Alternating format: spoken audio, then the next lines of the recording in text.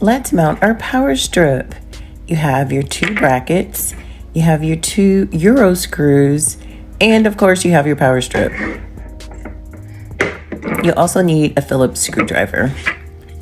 The power strip conveniently mounts in the center space of your DreamBox, and you want to of course make sure that you follow the instructions, but this video will make it even more simple than the instructions. The instructions are pretty simple.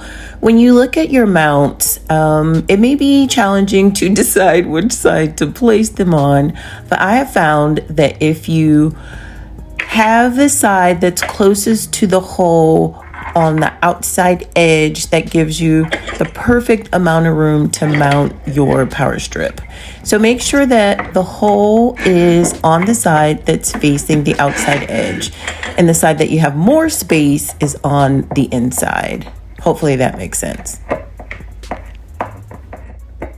This cord is very cool because you'll be able to run it through the back of your DreamBox, and there's 2 USB ports on the plug, the power strip, and there's 4 AC outlets on the power strip, so it's pretty cool.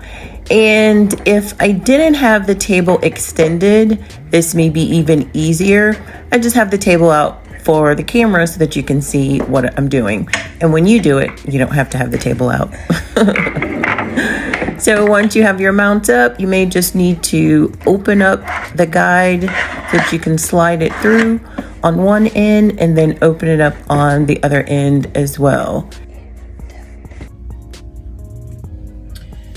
So I have the power strip going directly into the wall, and I have the crown light going directly into the wall as well.